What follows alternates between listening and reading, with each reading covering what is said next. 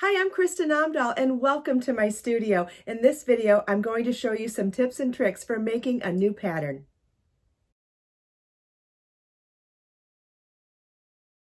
This is the Faberge Easy Crochet Blanket. This is a beautiful blanket that grows from the center out in a square shape.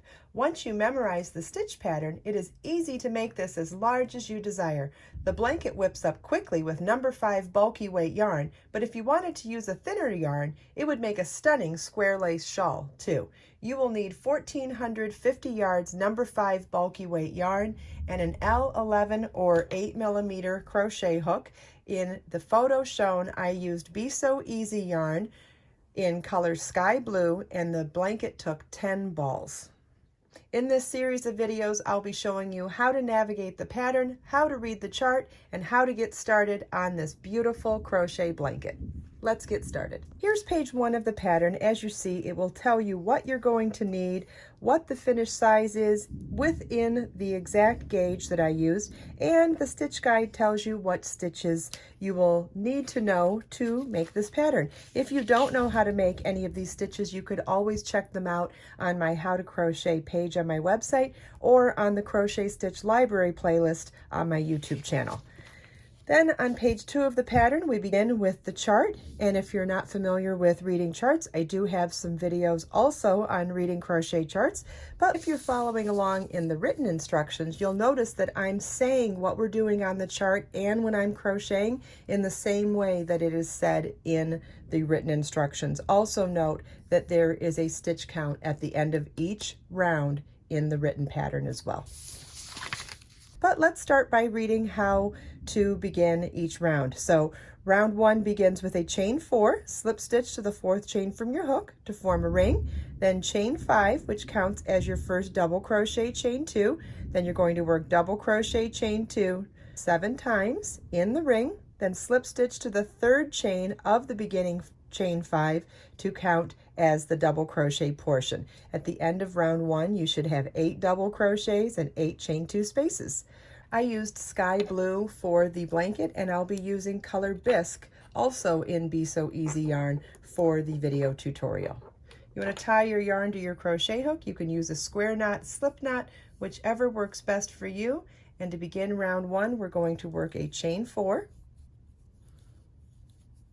and slip stitch to the 4th chain from our hook to form a ring, chain 5, which counts as a double crochet chain 2, and double crochet in the ring. Double crochet is yarn over your hook, insert your hook in the ring, yarn over, pull up a loop, yarn over, pull through 2, yarn over, pull through 2, chain 2, and we're going to repeat double crochet chain 2 6 more times in the ring.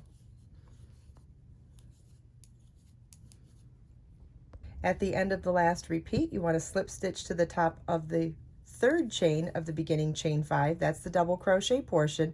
And at the end of round 1, you should have 8 double crochets and 8 chain 2 spaces. Round 2 begins with a chain 3 that counts as a double crochet, and then 4 more double crochets in that same chain 2 space. Our repeat for this round is chain 1 and 5 double crochets in each chain 2 space around, then chain 1 and slip stitch to the top of the chain 3 at the beginning of the round to join.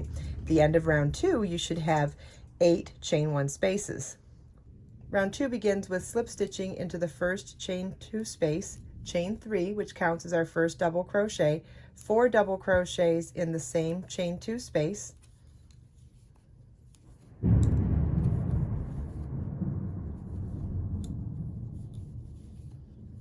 and our repeat for this round is chain 1 and 5 double crochets in the next chain 2 space. You want to repeat that all the way around. At the end of the last repeat, you want to chain 1 and slip stitch to the top of the chain 3 at the beginning of the round to join. And this is what the end of round 2 should look like. You should have 8 chain 1 spaces and 8 sets of 5 double crochet. Round 3 begins with a chain 3 that counts as a double crochet, 1 double crochet into each of the next 4 double crochets, chain 1, double crochet in the next chain 1 space, chain 1, then 1 double crochet into each of the next 5 double crochets, chain 1, double crochet, chain 1. Our repeat for this round starts at this double crochet and ends at that chain 1. You want to repeat that all the way around, then slip stitch to the top of the chain 3 at the beginning of the round to join. At the end of round 3, you should have 16 chain 1 spaces. Round 3 begins with a chain 3, which counts as a double crochet, then 1 double crochet into each of the next 4 double crochets.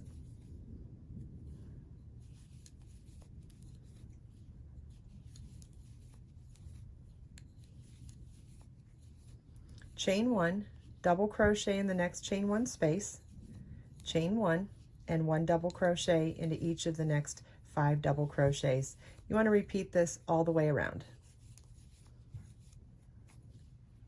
At the end of the last repeat and the last chain 1, double crochet, chain 1, you want to slip stitch to the top of the chain 3 at the beginning of the round to join. And this is what your work should look like at the end of round 3. You should have 16 chain 1 spaces. Round 4 begins with a chain 3 that counts as the first leg of our double crochet 5 together. So it's chain 3, then double crochet 4 together over the next 4 double crochets. All of that combined count as our first double crochet 5 together. Chain 2, 5 double crochets in the next double crochet, chain 2, double crochet 5 together over the next 5 double crochets, chain 2, and 5 double crochets in the next double crochet.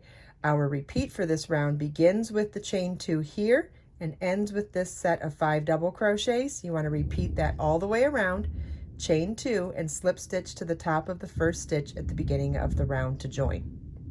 Round 4 begins with a chain 3 that counts as our first leg of a double crochet 5 together, which means we're going to work double crochet 4 together now over the next 4 stitches. Yarn over your hook, insert your hook in the next stitch, yarn over, pull up a loop, yarn over, pull through 2, yarn over, insert your hook in the next stitch, yarn over, pull up a loop, yarn over, pull through 2, yarn over, insert your hook in the next stitch, yarn over, pull up a loop, yarn over, pull through 2, yarn over, insert your hook in the next stitch, yarn over, pull up a loop, yarn over, pull through 2. Should now have 5 loops on your hook, yarn over, pull through all 5 loops on your hook. The chain 3 and double crochet 4 together count as the equivalent of our first double crochet 5 together stitch.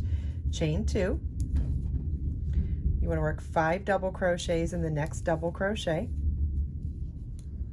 This is the single double crochet that was on either side of a chain 1 space on the previous round. Chain 2, and then we're going to work double crochet 5 together over the next 5 stitches. Yarn over your hook, insert your hook in the next stitch, yarn over, pull up a loop, yarn over, pull through 2. You want to do that again for each of the next 4 stitches.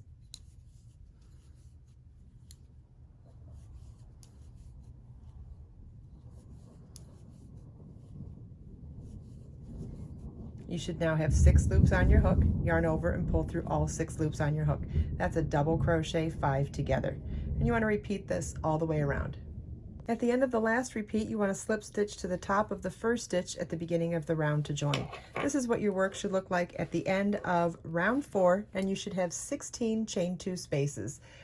Round 5 begins with a chain 5, which counts as a double crochet chain 2, 1 double crochet into each of the next 5 stitches, chain 2, then in the next decrease stitch we're going to work double crochet chain 1, double crochet chain 1, double crochet, chain 2, 1 double crochet into each of the next 5 double crochets, chain 2, double crochet in the next decrease stitch, chain 2, 1 double crochet into each of the next 5 double crochets, chain 2, and then in the next decrease stitch we'll work double crochet chain 1, double crochet chain 1, double crochet. Repeat that all the way around, chain 2, 1 double crochet into each of the next 5 stitches, chain 2, slip stitch to the 3rd chain of the beginning chain 5 to join. And as you see here, we have our 4 corners established now for the square blanket. Round 5 begins with a chain 5, which counts as a double crochet chain 2. And then we're going to work 1 double crochet into each of the next 5 stitches. Chain 2. Then in the next decrease stitch here, we're going to work double crochet chain 1, double crochet chain 1, double crochet, It's our first corner.